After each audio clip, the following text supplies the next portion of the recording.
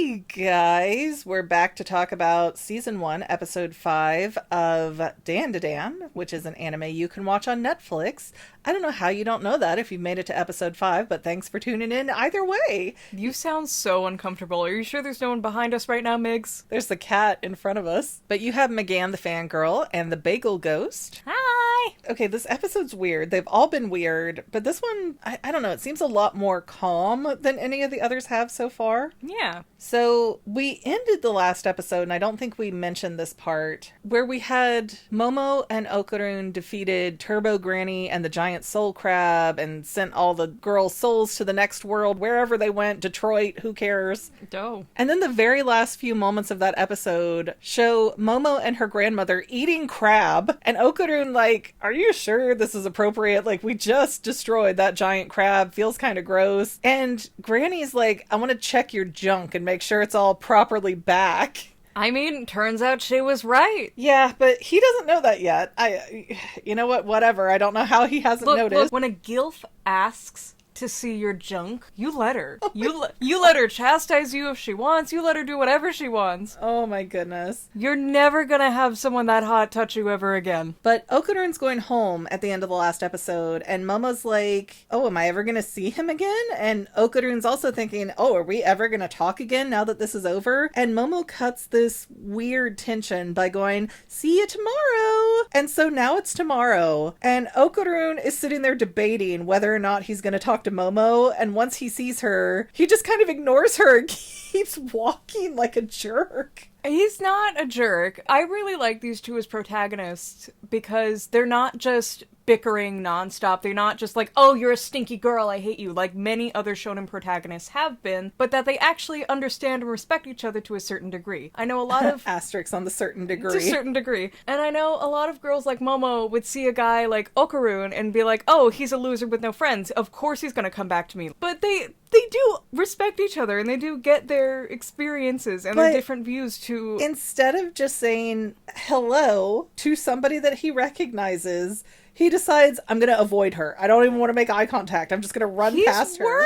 He's worried that she doesn't like him anymore. And in school, it's just the same old, where Okarun is getting picked on really bad, and he's given off some real Columbine vibes, in my opinion. This is the meanest school ever, by the way. They just bully this guy for existing. I hate to break it to you, but 20 years ago, this was every school. Oh, would I not have survived? Probably not. We probably would have had to take you out for homeschool. Oh. But, you know, enough pew-pews happen within a school district, and they start to turn a little nicer. They start to take bullying seriously. And then we see Momo in her class, which I think they're the same grade, but just different classrooms. Yeah. And she's sitting there like a zombie with her friends trying to guess at what's wrong with her. And in Momo's head, her internal dialogue is just, I want to talk to Okarun! I want to talk to Okarun! I want to talk about aliens! She's so me. I want to talk about aliens!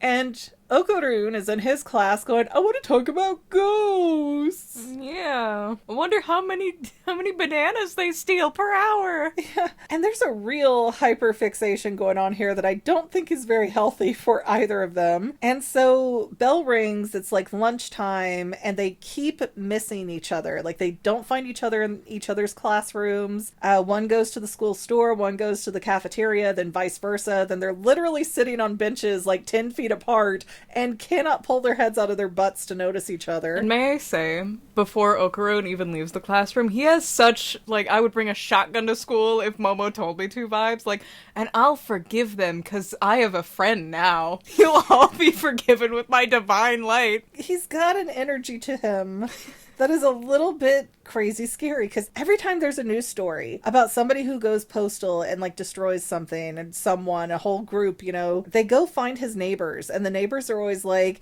he was such a quiet guy. Well, yeah, because all his internal thoughts were apparently going, oh, but if Momo told me to do this. I bet Okarun listens to Insane Clown Posses. Oh no. And so At some point, they both stand up, they both walk into each other and, like, click teeth. Which is the most painful experience in the world. I feel it in my bones, my tooth bones. Your teeth are bones. That's why I specified them. And Momo's friends walk around just at that time and accuse Momo and Okarun of having just kissed. And Momo gets really mad and starts lashing out and being really mean to Okarun. And he can take it. He's taken so much worse, apparently. Well, and then he goes to the bathroom, and he realizes, while he's using the bathroom, that he's become the perfect man. There's two things missing down there. And he runs into Momo's classroom and makes the best hand gesture I've ever seen. Just like two little circles held down by his crotchal He does that in the intro, too. It's my new favorite pose. That's what I want the Sailor Scouts to do. Oh, tuxedo mask. That's what happens when you don't respect the moon. And Okarun is trying to communicate that he's missing his two dangly bits without directly saying it to the full school. His saggy peach, if you will. Oh, that's disgusting. And Momo is, like, not having it because all the girls in her class are still teasing her, so and some of these girls are, like, unbearably ugly. Like, you shouldn't be one of this them, catty. I think, is a giant in disguise, but I'm pretty sure the teacher's in there, too. There's no way one of these girls won't be revealed to be, like, a ghost later on. But Momo just loses her mind screaming at Okarun because all the girls in her class are teasing her about them being a couple. And Okarun's just like, oh, I didn't realize being my friend embarrassed you. I'm sorry, I'll go away now. And then the whole class looks at Momo after making fun of her, and they're like, why were you so mean to him? You didn't need to be so mean to him. Giving teacher vibes? Maybe if you guys would F off and mind your own business, she wouldn't be so amped up and angry. And granted, it's Momo's responsibility to manage Momo's emotions, but come on, this is called reactive abuse in my opinion. And that's when somebody pokes you and pokes you and pokes you and pokes you until you turn around and snap. And right before you snap is when they pull out the camera phone and then they want to go, see, they're crazy. Look at them snap all over me. But they never show the lead up to that where they've been poked and poked and poked. And I feel like that's where Momo is. I feel like she would not have acted that way under any other context. Like if her friends just weren't terrible people, she would not have acted that way. Oh yeah, Momo's like so cool, but she has some anger issues. I've noticed. And so Momo starts feeling guilty. She kind of goes looking for Okarun, and this pink-haired girl, which they don't say her name in this episode, she bumps into Okarun and she's all giggly and like, oh, hi, sorry, my fault, ha ha ha, you're so cute, ha ha ha. Very Teruhashi vibes from Psyche K. And once they separate, Momo hears the pink-haired girl telling her friends, yeah, I was just faking that interaction because I want this dweeb to be obsessed with me, and I want all the attention from him being obsessed with me. So Momo decides to use her psychic powers to get a wash tub and go El Kabong on that girl's head. Like, she doesn't just drop it, she slams it with all of her might. If her skull cracks, her skull cracks. Karma! They have free healthcare in Japan, I think. I don't know. So then Momo has to take Okarun's arm and be like, oh, you're so cool, you know, come to my house, let's hang out, kind of a thing. Some people just don't understand how cool you are. Yeah. And Momo takes Okarun to meet with Granny and talk about his missing bits. And Granny's like, let me slap you with a fan a couple of times. Like, Momo, you see anything when that happens? Like, yeah, he changes colors in his aura for a second. Yeah, his thoughts turn to school shooters. No. But long story short, Momo grabs the other colored aura, pulls it out of Okarun, and puts it in a lucky cat statue, the Maneki Neko. Yeah. And that comes to life and starts running around, and it's very evil, and Momo has to catch it with her psychic powers. And it turns out to be Turbo Granny. She doesn't even wait before she starts making demands. If you want your things back, you better kill your family. It's not even really demands, it's more like threats for the most part. She's like, I'll destroy all of you. I don't care. But you have said to me, every time the episode has gone off and I'm like, what is this cat thing? And you're like, oh, you will never guess what this will be. And you never guessed. And as soon as you said that Turbo Granny was going to come back, I did guess it though. Because once you said that Turbo Granny was going to come back, I'm like, it's got to be that cat. It's got to be that creepy little cat. And just this cute little Lucky cat having this craggly old lady's voice threatening everybody. I don't know if I love it or if I loathe it, but I'm here for it. Turbo Granny is such a good character, you don't even understand. I'm not sure that I'm understanding why she was stuck inside of Okarun. Because right before she was about to die, she just hid inside of his soul, I guess, and no one realized she was there because she was so weak and itty-bitty. So, is she like a Horcrux then?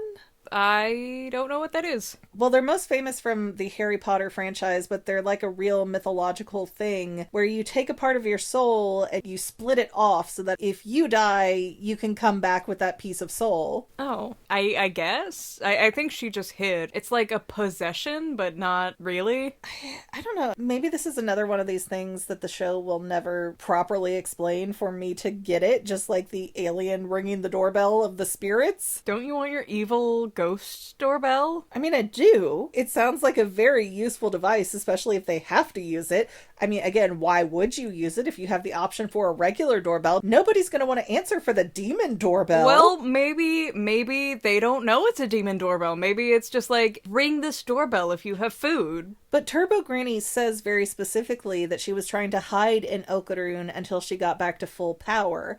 So it seems like there is a little Horcruxing going on there, that she broke off a piece of herself and left it in him for safekeeping. Is that what I want to say Muraku is from Inuyasha? Because he does that with like Kagura and... Oh, you mean Naraku. Naraku! Yeah, he has the different incarnations and they're also not well defined, but yeah, it's like he'll take a part of himself and like, here, now you're a new thing. But a lot of times, at least in Inuyasha, Naraku is going, oh, I don't want to have a heart anymore, so here, I'm going to make a body for my heart, and really strange things like that. Here it just seems like Granny planted a seed of herself. She latched on real tight to his soul, and that's why only her consciousness went into the cat. Yeah, her astral form went into the cat, which is now fully animated, which not sure that also makes any sense because it was a statue. How does the statue gain articulation? Yes. But whatever, we're going with it. Maybe Grandma keeps around sealed spirit statues or something. Maybe she encased an actual cat. You don't know. That brings up another confusing point. If it was her astral form that she put inside of Okarun, then did she have a physical form?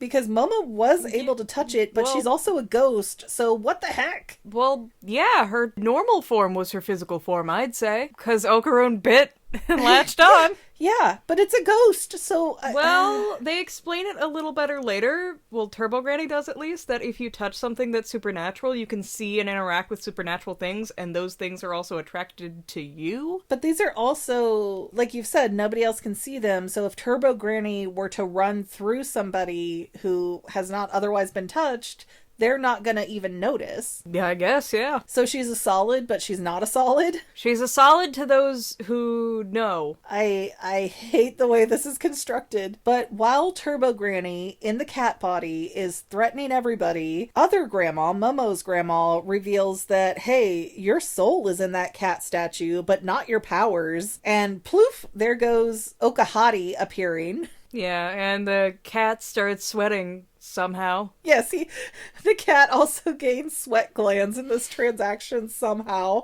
Man, Momo's granny is really good. Like, she does really upscaled work. She's been doing it for I don't even know how many decades. Of course she's good. I didn't specifically write it down in my notes. Do you remember what it was? I know it was somewhere in the threats. I think it was where Turbo Granny was like, if you kill these two, then I'll give you your dangly bits back. That's when Okuhari appeared. Yeah. And he's like a foot taller than normal Okarun. Yeah, he does the She-Ra. And it's so smooth, the animation profile that follows it, because he just slowly shrinks back to being an itty-bitty hamster. Yeah, it just seemed like the stress of having to make that decision popped out Okahari. Stop calling him that. I will not until you give me a better name. Runrune. I don't like that. Okay. Guys, make suggestions. Some people call it Ken Takakura because he's better, but, you know, only that one gets to have his real name. But yeah, long story short, Turbo Granny is in the cat body, but her powers are still in Okarun, and Turbo Granny is like, well, if I die, then that kid's not getting his dangly bits back. And she doesn't even have them. Yeah. Yeah, that's the last thing I wrote down is Turbo Granny's like, oh, I don't even have your boy bits. Lost him. I don't know where I left him. Sorry about that. Tee-hee-hee. And now I feel like they're going to become best friends with the cat. Well, Grandma is. Grandma gets a cat. I love this so much.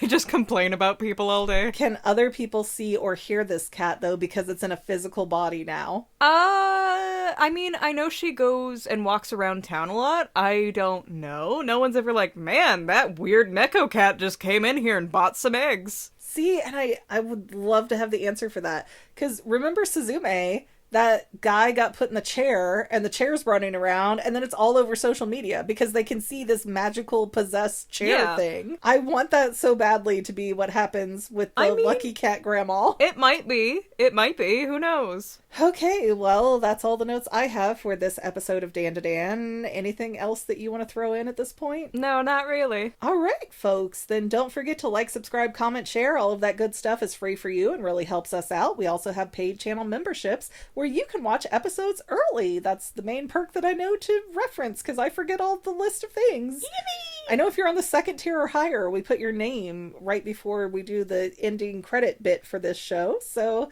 cool. Yeah. Other than that, we will see you next week in the next episode. We're almost halfway through. Yay! Dun, dun, dun, dun, dun. Bye, guys. Bye. And to any of my members here on YouTube, a huge bottom of my heart thank you for all of your help and support. If you would like to become a paid channel member, there is a link in the description below. Thanks again, guys. Love you. Well, family members, we're almost done, but I want to invite you to hang out with me in some other places. I'm on Twitter and Instagram as my own personal self, and I have a Facebook page too, but I mostly just post photos over there. And sometimes people say, hey, McGann, I want to mail you something. How do I do that? Easy. Just click the About tab on my channel page and my most current P.O. Box info will be right there. I also run another channel, The Family. It's really a hodgepodge channel where we might post anything. Oh yeah, and I also sell shirts and stickers and stuff with the Family and the Fangirl logos. If that is your cup of tea, I have a link in every description of every video. Finally, if you want to help out the Fangirl channel and make sure I'm putting out video essays for years to come, the best way you can help is by subscribing and watching more of my videos, whether they're new, old, whatever. Maybe even share one or two on social media, help spread the word. People who watch to the end of videos like you helps to tell the site, hey, this is a good video, we should recommend it to other people. So if you made it this far, leave me a comment of something like, hey, I made it to the end. Love ya. See you next time, family members. Bye.